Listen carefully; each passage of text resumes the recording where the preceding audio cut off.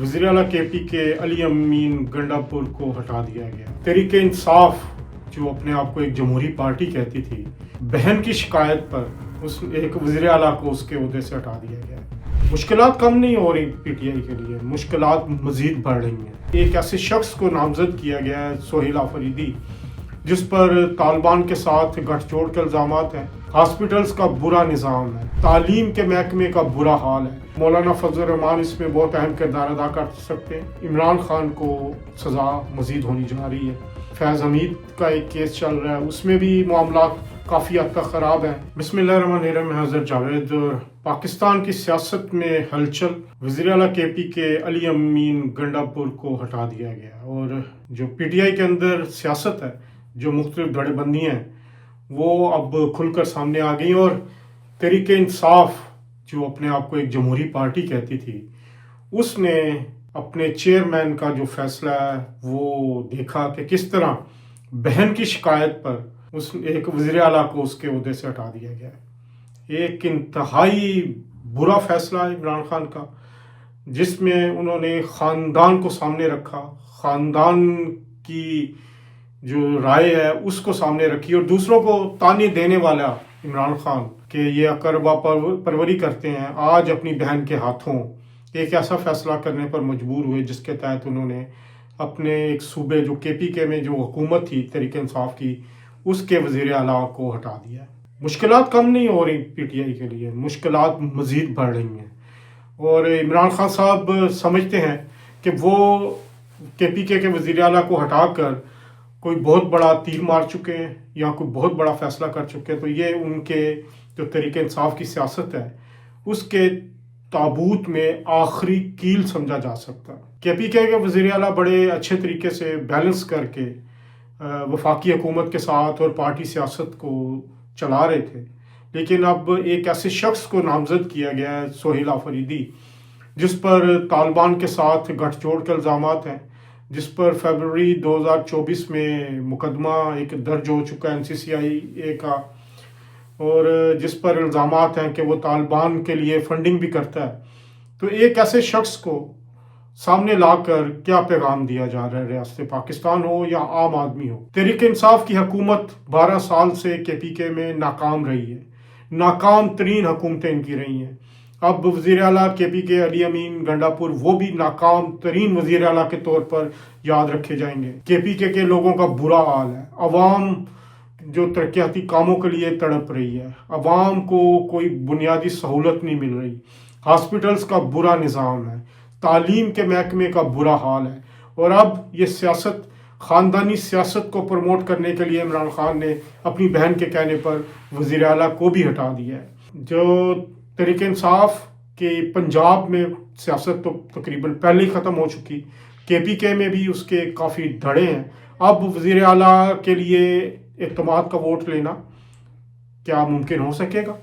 क्या अब हुकूमत पाकिस्तान या वफाकी हुकूमत में शामिल जमातें जो हैं वो अपना वज़ीर आला लाने की कोशिश करेंगे?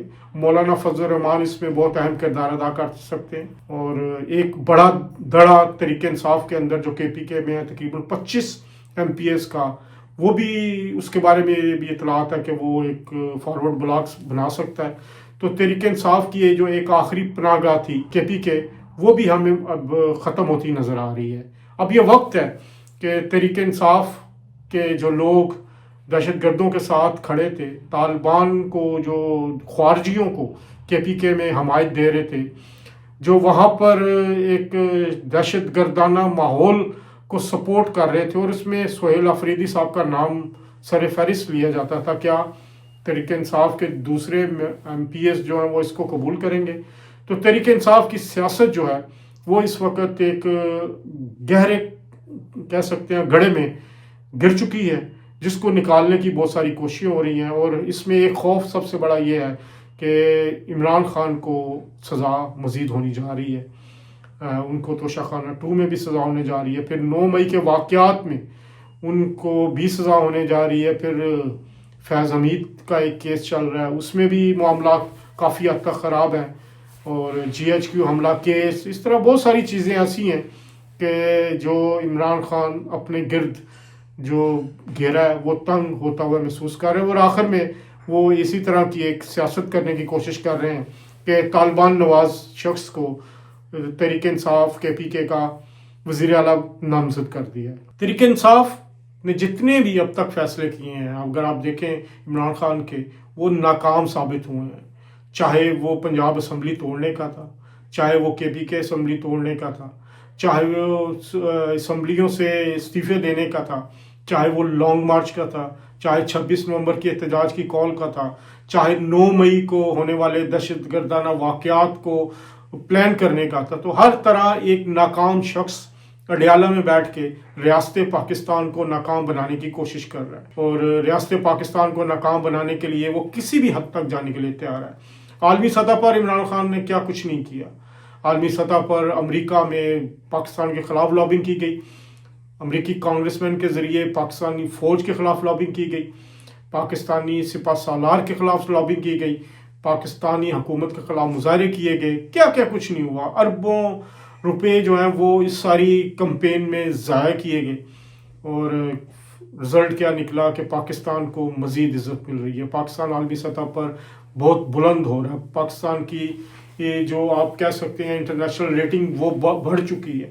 دیوالیہ ہوتا ہوا ملک جو مسلم لیگ نون کے حوالے کیا گیا تھا، شہباز شریف صاحب کے حوالے کیا گیا تھا، وہ اب بہترین سطح پر آ چکا ہے، اور بلومبرگ کی حالیہ رپورٹ کے مطابق جو دیوالیہ ہونے کا خدشہ ہے وہ دنیا میں دوسرے نمبر تک، مطلب بہترین لیول پہ آ چکا ہے کہ اب کوئی خدشہ نہیں ہے۔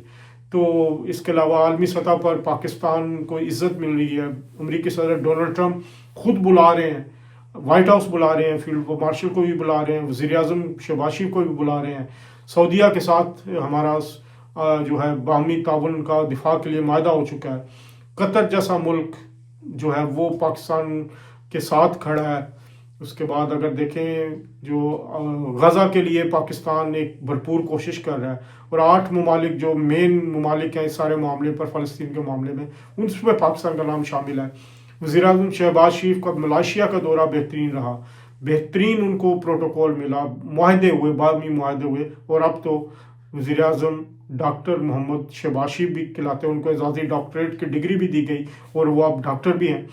تو اس طرح پاکستان کی بڑھتی ہوئی سیاسی حیثیت کو تسلیم کیا جا رہا، اور پاکستان نے مارکا حق جیتا، بھارت کو دھول چٹائی، پاکستان فضائیہ نے بھارت کے ساتھ طیارے گرائے، فیلڈ مارشل سید آصف منیر نے تاریخ کی سب سے بڑی ایک جنگ جیتی اور بھارت کو شکست فاش دی، اور وزیر اعظم شہباز شریف اور فیلڈ مارشل سید آصف منیر مل کر پاکستان کو ایک بلندیوں کی طرف لے کے جا رہے ہیں۔ جہاں عالمی سطح پر کامیابیوں کا سلسلہ ہے، وہیں مقامی سطح پر بھی معاشی میدان میں بھی کوششیں کی جا رہی ہیں۔ اسٹاک مارکیٹ کہاں سے کہاں پہنچ چکی ہے، لیکن دوسری طرف تحریک انصاف کے جو کہہ سکتے ہیں سربراہ عمران خان، ان کا صرف ایک ہی مقصد ہے کہ کسی طرح وہ اپنے کیے ہوئے گناہوں کی سزا سے بچ سکیں، ان پر جو مقدمات ہیں، جو آلریڈی چوری کے، خیانت کے اور اسٹیٹ کے خلاف دہشت گردی کے، ان سے بچ سکیں، سزا سے بچ سکیں۔